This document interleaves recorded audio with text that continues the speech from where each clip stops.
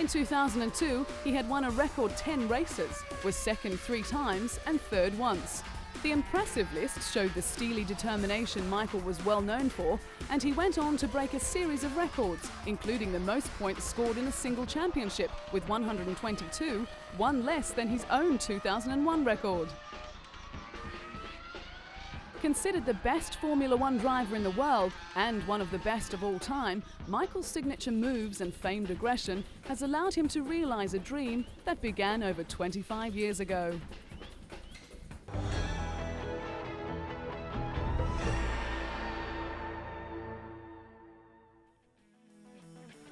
Racing certainly runs in the Schumacher family, with Michael's younger brother Ralph driving for the BMW Williams team. Debuting with Jordan, Ralph found his time there frustrating, and it wasn't long before he was looking for another drive. So in 1999, he made the move to Williams and made a name for himself in the world of Formula One. The name Schumacher certainly attracts plenty of attention, on and off the racing track. When Ralph married his wife Cora, the Formula One driver made an impressive entrance by flying to the church in a helicopter. With fans lining the street outside the church in Austria, Ralph and his bride emerged from the church to the waiting crowd. The year before, the couple had married in a low-key civil ceremony without family and friends. But this time, big brother Michael was asked to be the best man, and he was happy to oblige. After the event, Michael slipped out the back entrance while Ralph and his wife posed for pictures before leaving for Cologne. The world of Formula One is big business, with many promotional days planned for racing enthusiasts. When Ralph was in Russia, he found the time to support the Formula One Driving Day, which was set up to promote safer driving in Moscow. Road fatalities are commonplace in the Russian capital, and it seemed appropriate to see a Formula One driver at the wheel whilst navigating the dangerous roads. Ralph was only too happy to pass on his wisdom, but had to swap his racing car for a more modest mode of transport before signing a few autographs for the F1 fans. Formula One racing is an extremely dangerous sport, and the Williams team has experienced plenty of tragedy in their history. But with Ralph at the wheel, he has brought a new lease of life, bringing his determination and sheer skill to the famed racing team. It is a combination that has won the admiration of Formula One fans around the world.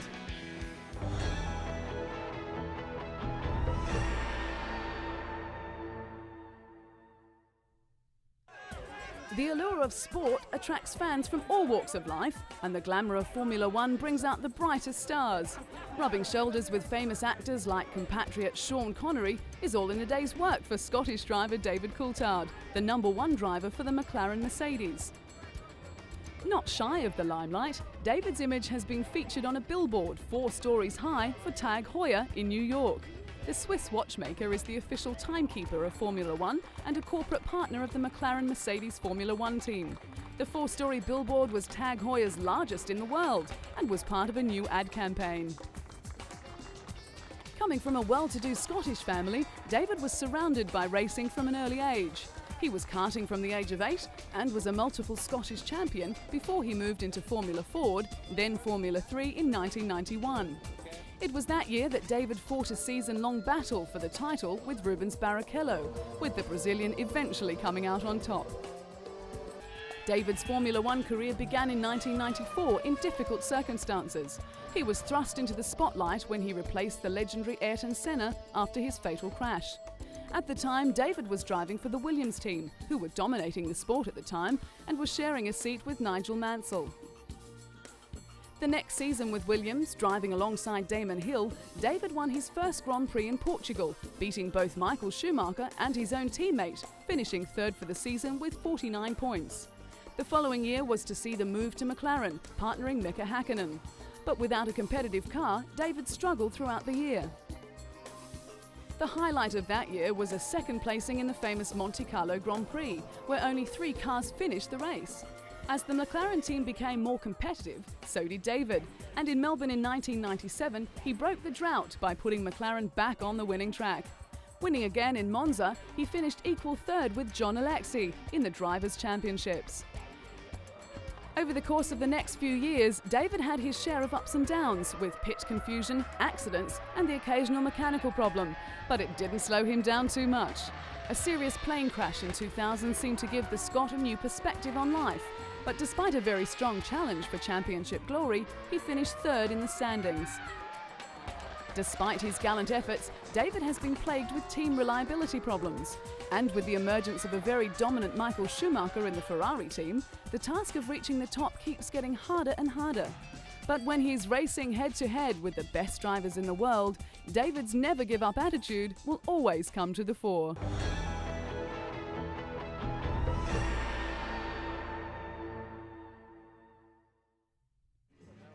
On a 4-day Ferrari team skiing holiday at the Madonna di Campiglio resort in Italy, Rubens Barrichello and his teammates made the most of the pre-season getaway.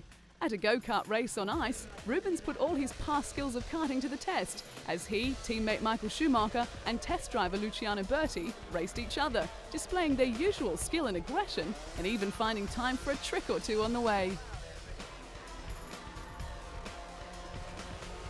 Nearing the end, the trio crossed the finish line together, bringing back memories of the controversial finish at the Indianapolis Grand Prix in 2002 that had fans up in arms and team orders banned. But controversy aside, Rubens has amazing talent. His debut season in 1993 with Formula One was sensational. He may not have ended the season with the points tally that he deserved, but he certainly proved that he was one of the best drivers in wet conditions, as well as entirely competent in the dry. The Brazilian went from Jordan to signing a multi-year contract with the new Stewart Ford team, but the move proved to be a disaster. He then received the call to go to Ferrari as teammate to Michael Schumacher. It was a tough job, but Rubens was strong enough to cope, and in 2000 he took his first win in the German Grand Prix.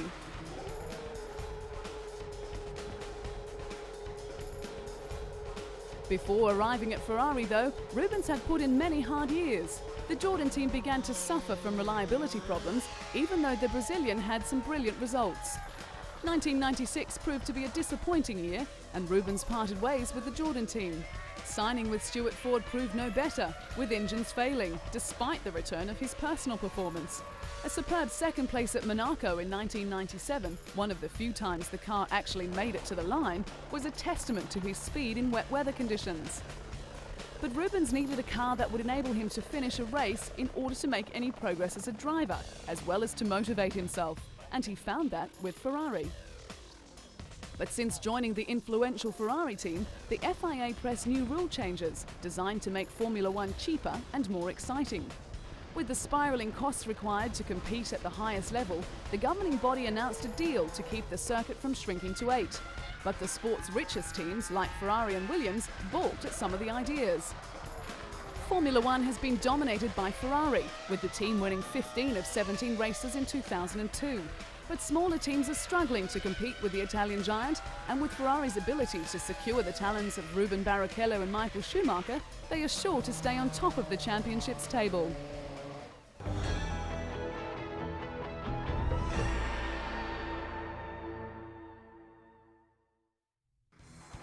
Two-time Formula One champion Mika Häkkinen retired in 2002, ending a career that spanned for more than a decade.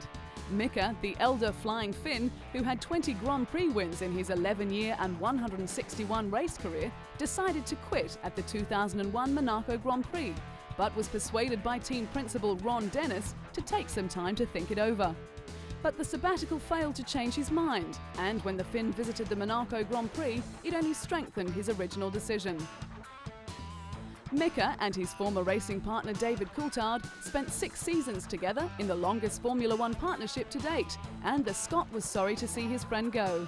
But as sad as it was to leave the sport he loved, a relaxed Mika now spends his time between Monaco and Finland, enjoying his young son Huber and wife. With the hope of more children in the future, Mika has found a lifestyle worth enjoying.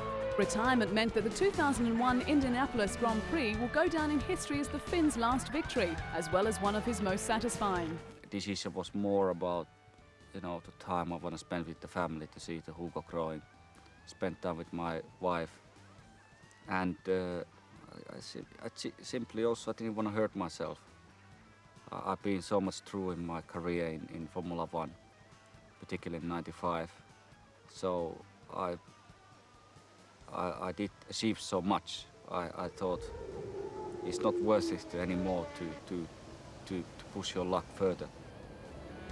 Throughout his time at McLaren, he made a lifelong friend in team boss Ron Dennis. Ron stood by him after a near-fatal crash at the 1995 Australian Grand Prix in Adelaide, when the Finn speared into a wall at high speed in practice. Mika suffered head injuries and nearly suffocated until quick surgery by trackside doctors cleared his airways. But once racing is in the blood, it is hard to get it out of the system. And with 2 Formula One World Championships already under his belt, the retired 34-year-old decided to test himself on four-wheeled racing of a different kind.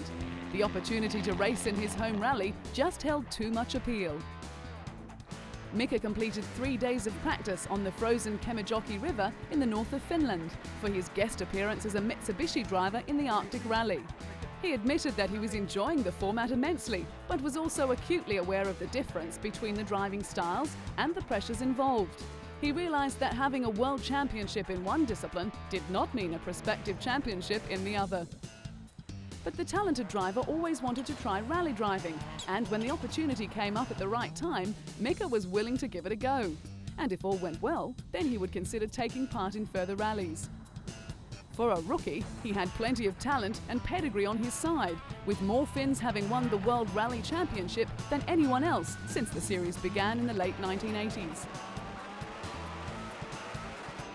And when it comes to pedigree, Mika tops the list. His first win in Formula One opened a floodgate, and he took 8 victories in 1998 to beat Ferrari's Michael Schumacher to the championship by 14 points. He repeated the feat in 1999, beating Ferrari's Eddie Irvine to the title by 2 points after Michael Schumacher broke his leg at Silverstone. But the German was determined to get back into racing against Mika, rating him as his most competitive opponent on the circuit. The back-to-back World Championships powered the Finn into the select band of the world's greatest drivers. He joined 6 other luminaries who have achieved this feat, including Alberto Ascari, Juan Manuel Fangio, Jack Brabham, Alain Prost, Ayrton Senna and Michael Schumacher. In his final season, the Finn's thoughts were clearly elsewhere, and he finished 5th overall, despite wins at Indianapolis and Silverstone. Both victories came after he had made up his mind to quit.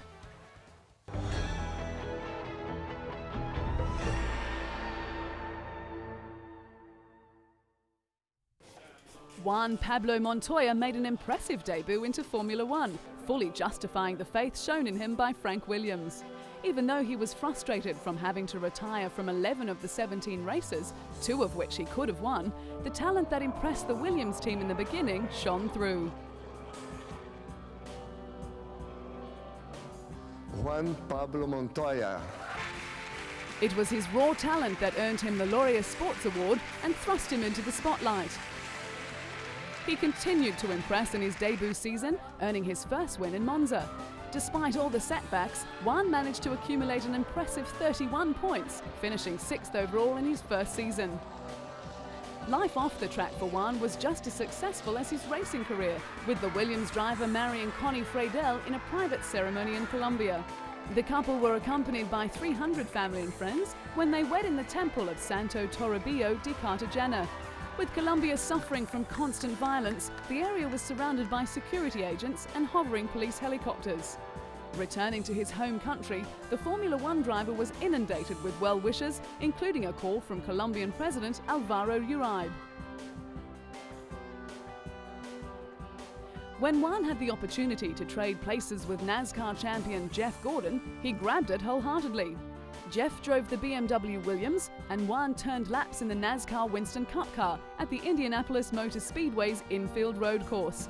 This was the first time the 2 racing stars had driven their respective cars, and it was an event they fully enjoyed. In the event named Trading Paint, Jeff, a 4 times NASCAR champion, and Juan, fresh off a Formula One victory at Monaco, burned up the circuit. Even though the racing was competitive, the day was a break from the grind of Formula One. After the ride, Juan joked that he thought there was not enough braking power in the stock car and that he needed a parachute to stop. It wasn't long before it was back to the serious business with Williams, and with the dominance of Ferrari and Michael Schumacher, the Williams team was looking for a boost. Founded by Frank Williams in the late 1960s, a lack of financial support made success difficult to achieve. The team's first win came at Silverstone in 1979, followed by a Drivers' Championship for Alan Jones and a Constructors' title in 1980.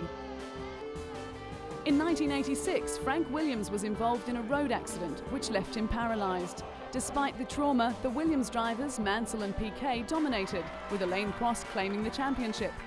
Frank realised a dream when he signed Ayrton Senna, but it turned into a nightmare when the brilliant Brazilian driver was killed at Imola.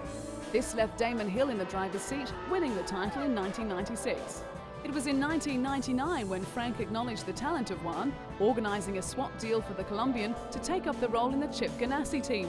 There he flourished, taking the kart title in his rookie year.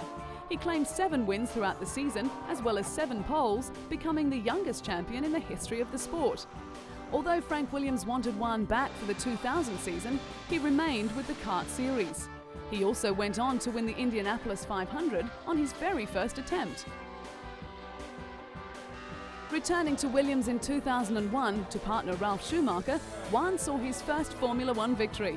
He secured several podium finishes and 3 pole positions in his debut season. A tussle with Michael Schumacher when the Colombian refused to back down to the German, and a fierce confrontation with Jacques Villeneuve caused quite a stir on the track, and his aggressive driving style has become a trademark for the fiery Williams driver.